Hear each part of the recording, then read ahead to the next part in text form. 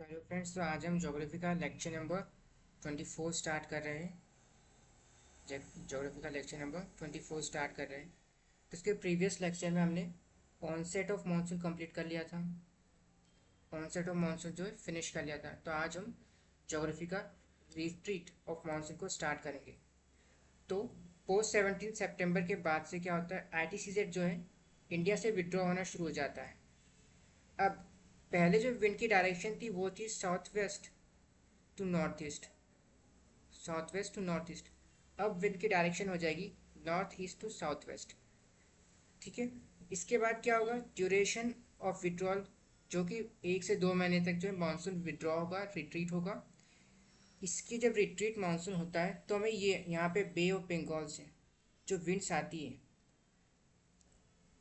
बे of Bengal से जो winds आती है वो चेन्नई की कोस्ट पे बारिश करती है। तो हमें रिट्रीट ऑफ मानसून में इस कोस्ट पे, इस पोर्शन में जो है रेनी मतलब बारिश दिखेगी। ठीक है। तो कोरोमंडल कोस्ट पे हमें बारिश देखने को मिलती है। मानसून अराइव्स लास्ट, जो सबसे लास्ट में जो मानसून है वो अराइव होता है north west part of India. वही मानसून जो सबसे पहले विड्रॉ होता है वो भी north west part of India से होता है। तो amount rainfall reduce south west, south to north and east to west. मतलब क्या, जैसे जैसे हम साउथ से नॉर्थ की तरफ जाते हैं रेनफॉल जो है रिड्यूस होती रहती है। सेम अगर हम वेस्ट टू ईस्ट जाएंगे, ईस्ट टू वेस्ट जाएंगे, इस डायरेक्शन में ईस्ट टू वेस्ट, तो रेनफॉल जो है हमें रिड्यूस होती हुई दिखाई देती है। तो वापस से मानसून अराइव। ठीक है। इसके बाद हम देखते हैं तो नॉर्थ ईस्ट जो पोतवार प्लेट्यू है, जब मानसून रिट्रीट होता है, जब मानसून रिट्रीट होता है तो पोतवार प्लेट्यू पे हमें जो है एंटी साइक्लोनिक कंडीशन देखने को मिलती है। End of November December to Jan, after complete withdrawal of south west monsoon rains Coromandel coast. तो यहाँ पे इमेज में आप देख सकते हो, यहाँ पे हमारा जो है पोतवार प्लेट्यू है। अब इस पोतवार प्लेट्यू से क्या होता है, काफ़ी ज़्यादा इंटेंस लो प्रेशर क्रिएट हो जाता है। ठीक है।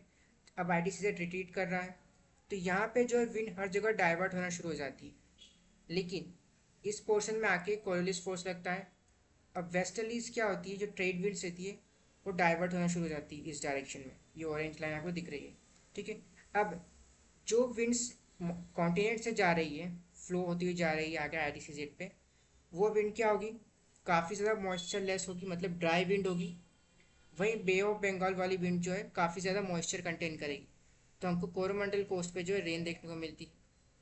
अब यहीं पे आप इमेजिन करो, आईटीसीजेड यहाँ पे था आपके इस टॉप पोर्शन में। तो फॉर एग्जांपल इसमें लेते हैं हम, जो हमारा आईटीसीजेड जो है, आईटीसीजेड जो टॉप पोर्शन में था यहाँ पर, तो ये हमारी होती है हेडली सेल। तो जीरो इक्वेटर आईटीसीजेड था हमारा आईटीसीजेड। अब इसके दोनों तरफ जो है हेडली सेल थी। ठीक है। यहाँ पर भी और यहाँ पर भी। अब जब मानसून रिट्रीट होता है तो वापस से क्या होता है, जो विंड डायरेक्शन है वो चेंज होती है। वापस से जो है विंड डायरेक्शन सारी चेंज होती है। ठीक है। अब वो सारी विंड्स की मूवमेंट इस डायरेक्शन में होना शुरू हो जाती है। अब आई टी सी जेड जो हमारा यहाँ पर है, अब जब आई टी सी जेड और मूव करेगा, अब यहाँ पे पहुँचा तो विंड्स की डायरेक्शन जो है वो ज़्यादा इस तरफ मूवमेंट करने लगती है। मतलब क्या, हमारी हेडली सेल पूरी की पूरी यहाँ पे शिफ्ट हो रही है। हेडली सेल पूरी की पूरी यहाँ पे शिफ्ट हो रही है देखने को मिल रहा है। तो हम वापस से यहाँ पे इस डायग्राम पे आते हैं। ठीक है। इसके बाद हम आगे चलते हैं तो वापस से एक बार रिवीजन कर लेते हैं। मई ऑनवर्ड्स क्या होता है, हम आई टी सी जो है इंडियन कोस्ट पे आती है, इंडियन सब कॉन्टिनेंट पे आती है। Advancing of I T C Z, advancing monsoon south west set in, मतलब क्या, साउथ वेस्ट मानसून आता है हमें देखने को मिलता है यहाँ पर इंडिया में साउथ वेस्ट मानसून आता है। इसके बाद सितंबर के बाद से क्या होता है, post 17 September withdrawal of I T C Z, मतलब आई टी सी जेड जो है शिफ्ट करना स्टार्ट कर देती है। चेंज इन विंड पैटर्न्स, इसके साथ हमें रिट्रीट ऑफ मानसून देखने को मिलता है। जिसका मतलब क्या, वंस कंप्लीटेड, इसके कंप्लीट होने के बाद हमें complete reversal of wind pattern देखने को मिलता है। इमेज में हम देख सकते हैं, इमेज में हम पूरा कंप्लीट देख सकते हैं, हमें यहाँ पे पूरा विंड पैटर्न जो है पूरा रिवर्स होता हुआ दिखाई दे रहा है। पहले हमारी जो विंड थी इस डायरेक्शन थी, कंप्लीट रिवर्सल हमें इसको देखने को मिल रहा है। तो strong high pressure in north west part sets in trade over winds over India, north east monsoon set in. ठीक है, तो हाई प्रेशर जो है नॉर्थ वेस्ट पार्ट पे जनरेट होता है, इसके बाद ये विंड्स जो है कोरियोलिस फोर्स से डाइवर्ट होती है, और जो हमें नॉर्थ ईस्ट मानसून है वो देखने को मिलता है। कंप्लीट रिवर्सल ऑफ विंड्स साथ में इंडिया में देखने को मिलती है, इसीलिए हम इसको बोलते हैं लैंड ऑफ ट्रू मानसून। क्योंकि दूसरी काफ़ी कंट्रीज है जहाँ पे मानसून देखने को मिलता है, लेकिन वहाँ कंप्लीट रिवर्सल ऑफ विंड्स नहीं देखने को मिलता, वहाँ हमें simple change in wind directions देखने को मिलती है, तो जिसको हम बोलते हैं सीडो मानसून। आगे चलते हैं, तो इसके बाद आता है ब्रेक्स ऑफ मानसून। तो इसके लिए हमें जगह ये इंदौर और रायपुर इमेजिन करते हैं। अब सपोज करो कि दोनों जगह पे जो है, यहाँ पे और रायपुर पे लो प्रेशर क्रिएट हुआ है। ठीक है, अब ये लो प्रेशर जो है क्लाउड्स को अट्रैक्ट करेगा।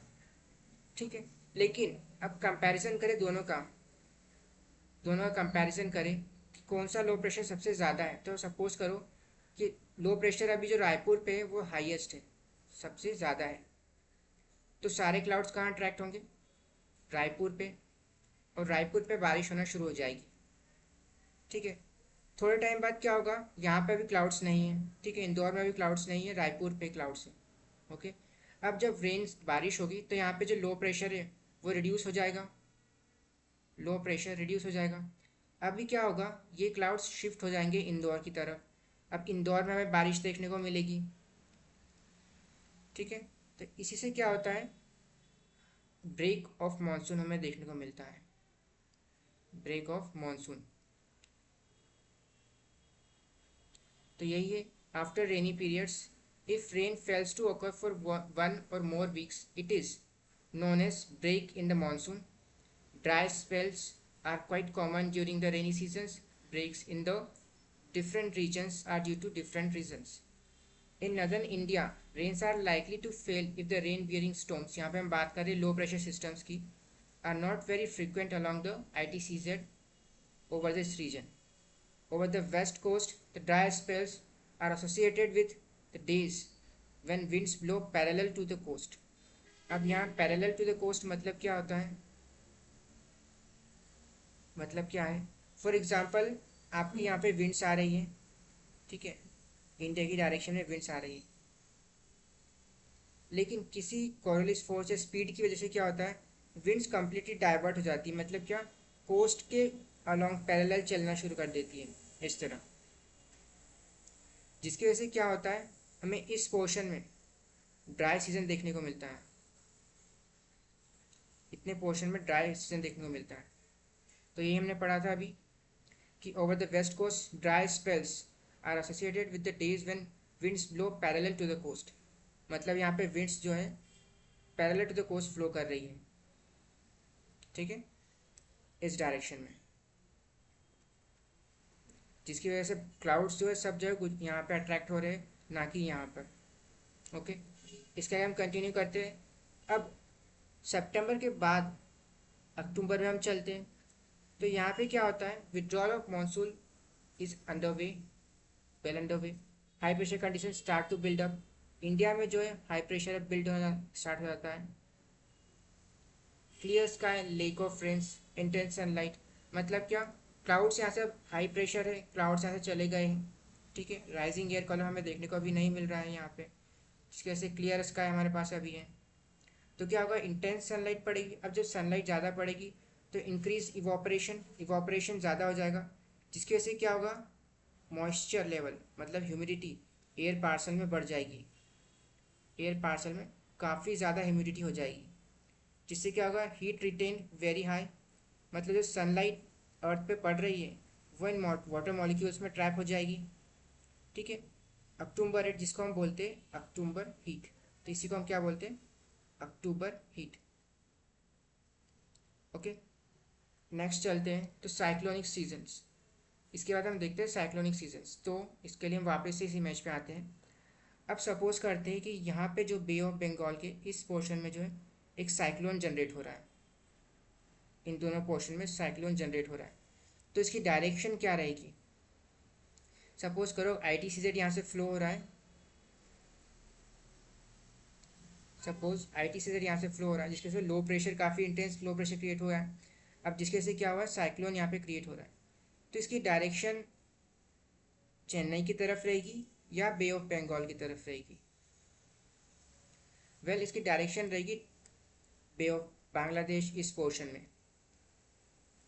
और इस पोर्शन में। वाई कर्नाटका और केरला पे क्यों नहीं, यहाँ पे क्यों नहीं? क्योंकि इसका वजह है विंड डायरेक्शन। जो विंड्स की डायरेक्शन है वो अभी ITCZ ऊपर की तरफ मूव कर रहा है। तो मतलब क्या, सारी विंड्स जो है ITCZ को फॉलो करेगी, और जैसे जैसे विंड्स ITCZ ऊपर जाता रहेगा, टेम्परेचर जो है विंड की डायरेक्शन इस तरफ रहेगी।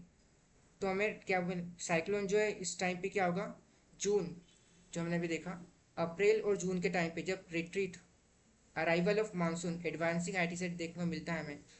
तो हमें जो यहाँ पे जो बांग्लादेश पे बात कर रहे हैं, बांग्लादेश, म्यांमार, वेस्ट बंगाल, बिहार, यहाँ पे हमें सबसे ज़्यादा रेन देखने को मिलेगी।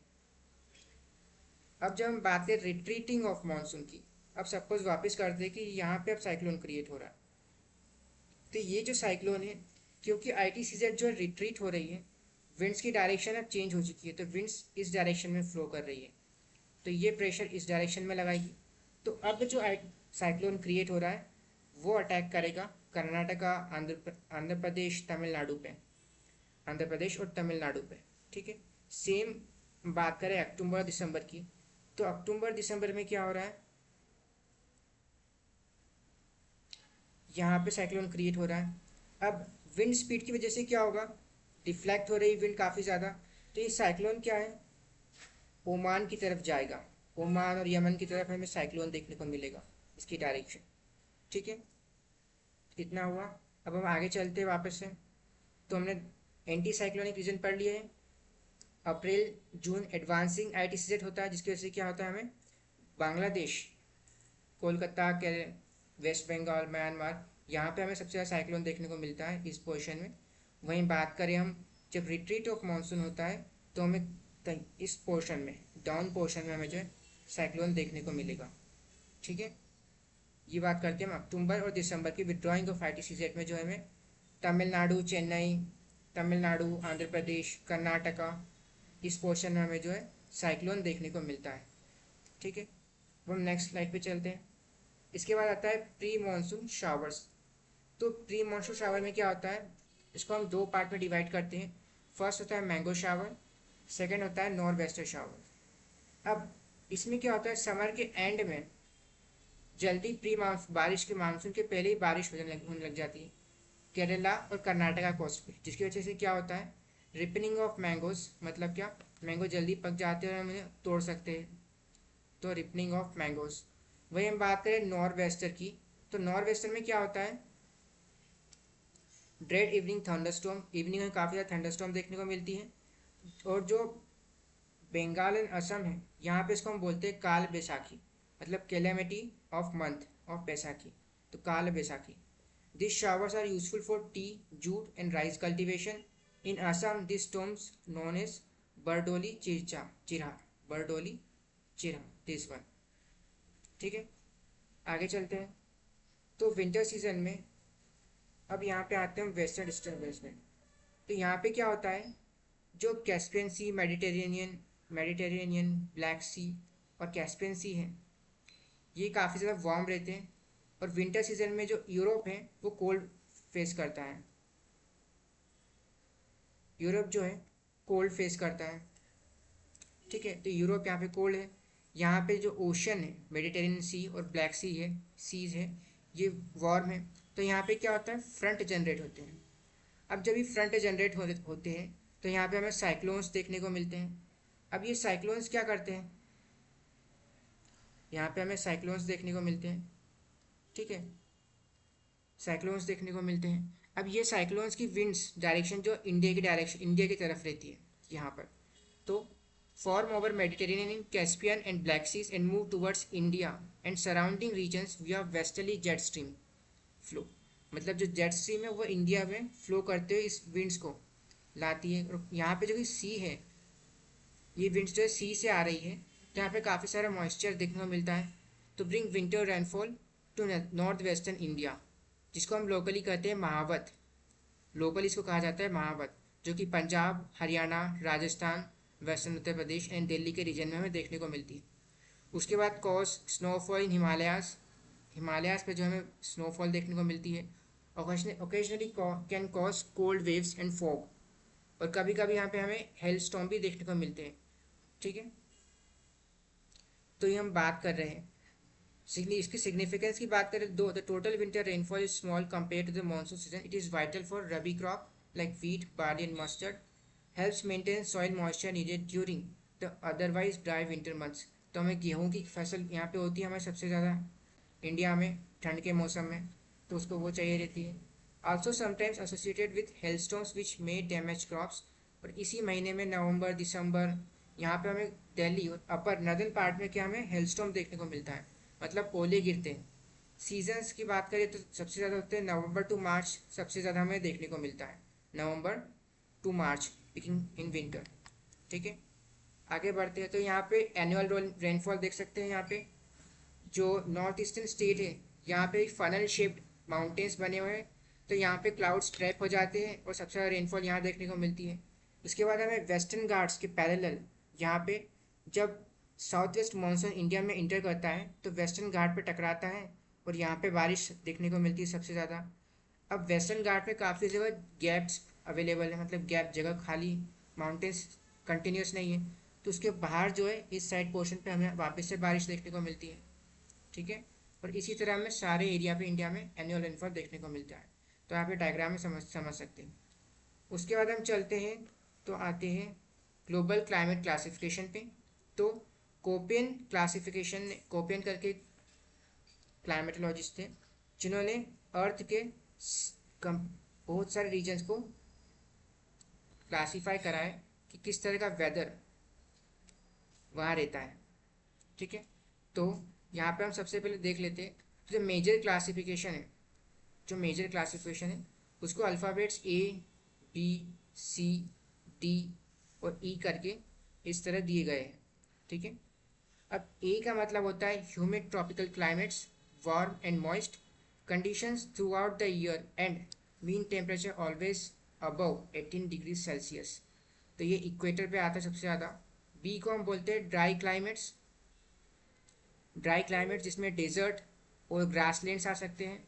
सी टाइप को हम बोलते हैं mild winters, average temperature of the coldest warmest month being between 8 degree to 18 degree and 22 degree respectively. D type का क्लाइमेट जो है वो average temperature of coldest and warmest month below -3 degree Celsius and about 10 degree respectively. अब यहाँ पे हम समझ सकते हैं स्नोफॉल जो सबसे ज़्यादा यहाँ पे हमें देखने को मिलती है, बर्फ़ वाला रीजन है। ई टाइप को जो है पोलर रीजन कहा गया है, मतलब polar climates in characterise by summerless season, characterise by summerless season. ठीक है, आगे चलते हैं और हम एक एक करके सबको समझते हैं। उसी के बाद ये होगा हमारे मेजर क्लासिफिकेशन, मेजर क्लासिफिकेशन। ठीक है, अब इन्हीं मेजर क्लासिफिकेशन को और सब डिवाइड करते हैं। तो seasons of dryness in are further indicated by small letters, for example F, M, W, S. F का मतलब होता है फुल रेन, आप मान सकते हो फुल रेन, मतलब यहाँ काफ नो ड्राई सीजन, हमेशा बारिश होती रहती है, मतलब 12 मंथ्स बारिश आपको यहाँ देखने को मिलेगी। एम का मतलब होता है मानसून क्लाइमेट, जो अपने इंडिया का बेस्ट एग्जाम्पल है, मतलब यहाँ विंड्स जो है मॉइस्चर लेके आती है। डब्ल्यू आता है winter plus dry season, winter में हमें ड्राई सीजन देखने को मिलता है। S summer dry season. ठीक है, अब A, B, C and D refer to degree of severity of temperature. ठीक है, तो A, B, C and D refer to the degree of severity of temperature.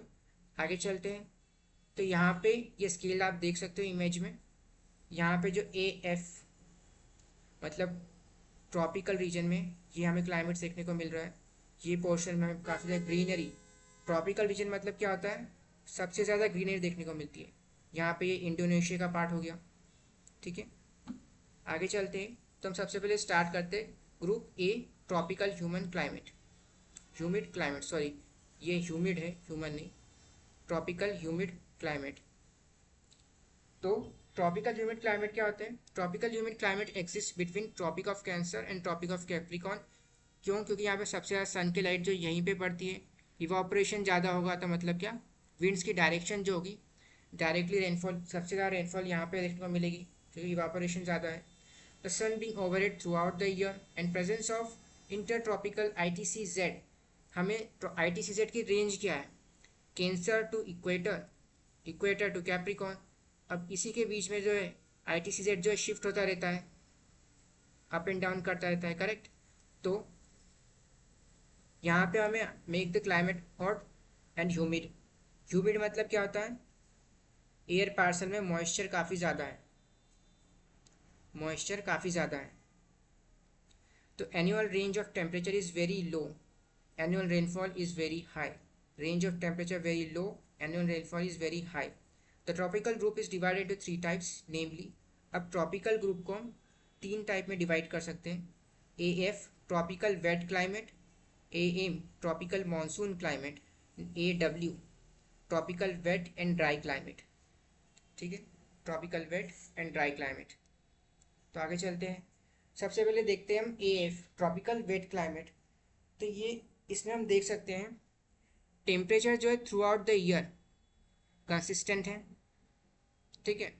अब चूँकि यहाँ पे सनलाइट काफ़ी ज़्यादा है और ज़्यादातर बारिश होती रहती है, तो यहाँ पे पेड़ काफ़ी ज़्यादा बड़े बड़े हो जाते हैं जल्दी से। ठीक है, यहाँ पे हम इमेज में शो कर सकते हैं, देख सकते हैं पेड़ काफ़ी ज़्यादा बड़े हो जाते हैं। अब क्योंकि सारे पेड़ जो काफ़ी ज़्यादा बड़े हो गए, ये compete करते हैं सनलाइट से। ठीक है। अब सनलाइट लेने के लिए compete करते हैं तो इनकी कैनोपी, मतलब कैनोपी लेयर जो काफ़ी है वो काफ़ी ज़्यादा डेंस हो जाती है।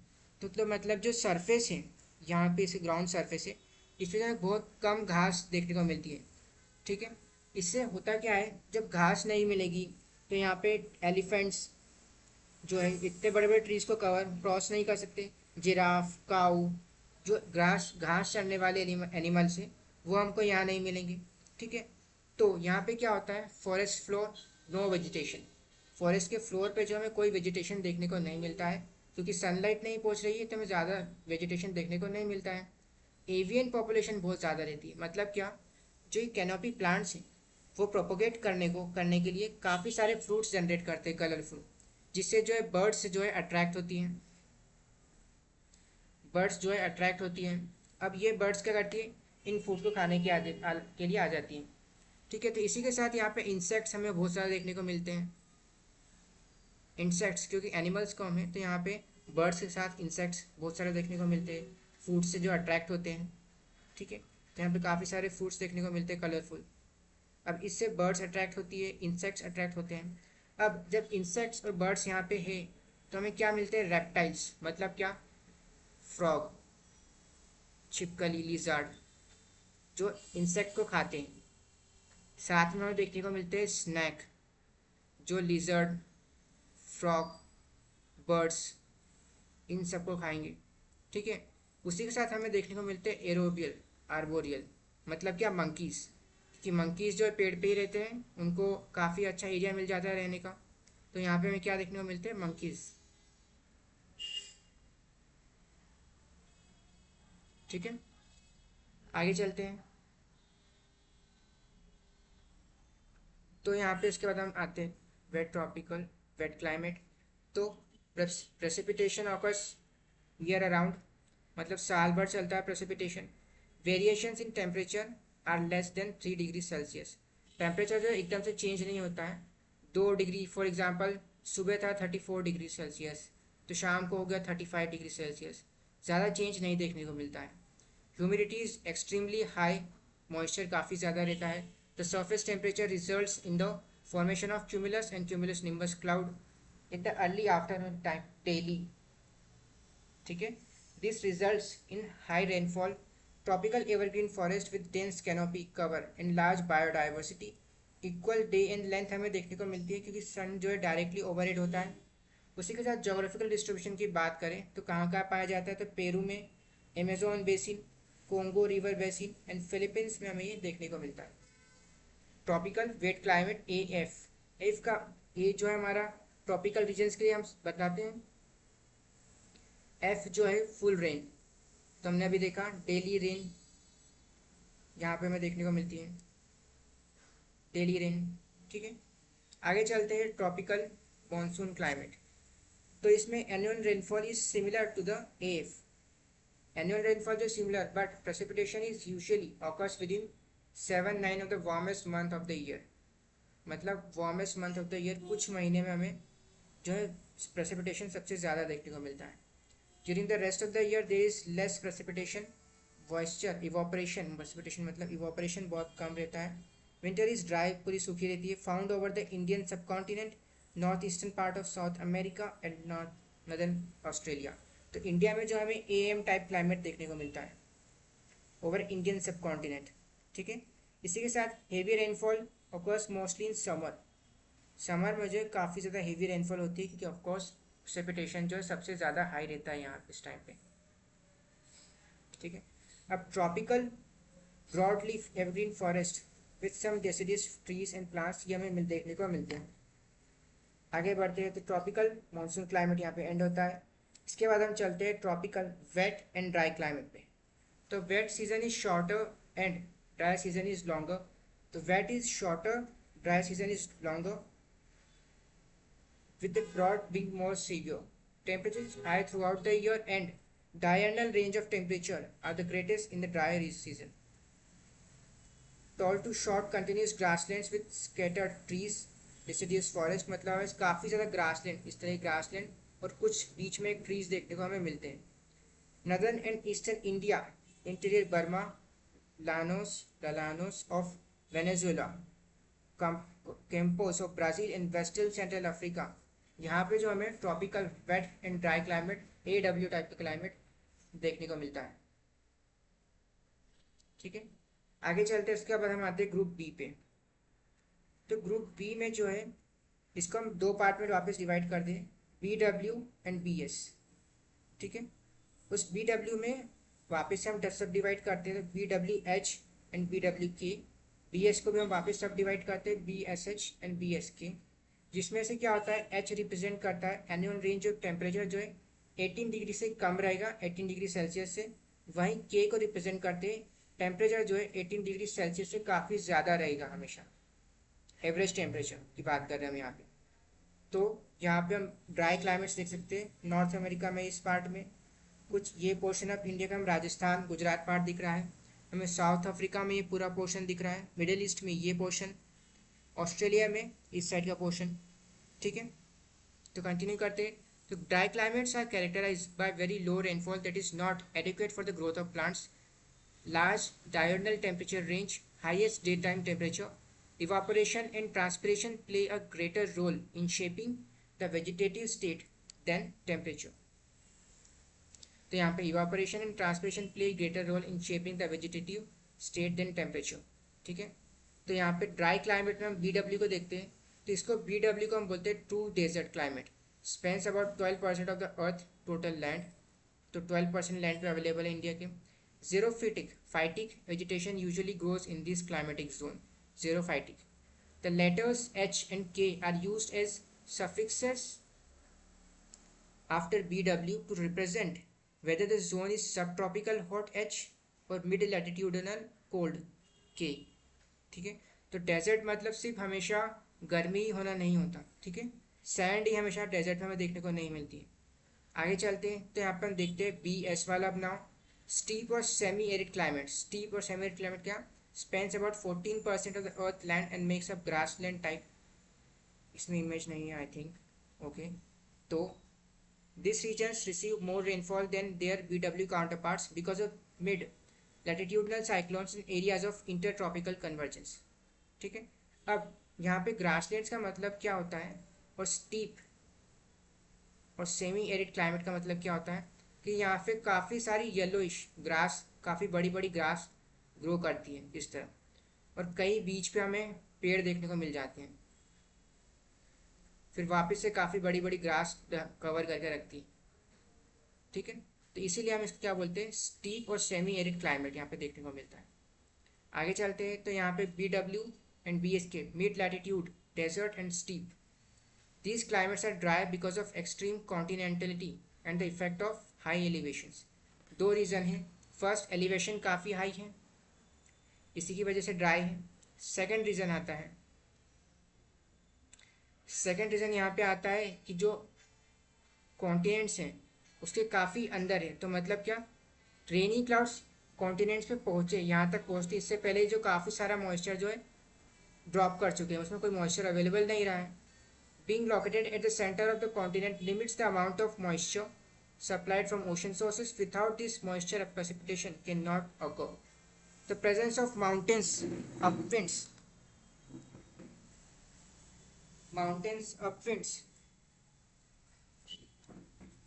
can further reduce moisture availability because of the rain shadows effect.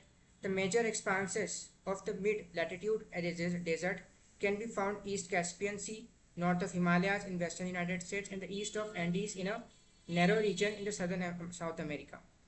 Mid-latitude deserts have greater range of both daily and annual temperatures than their tropical counterparts.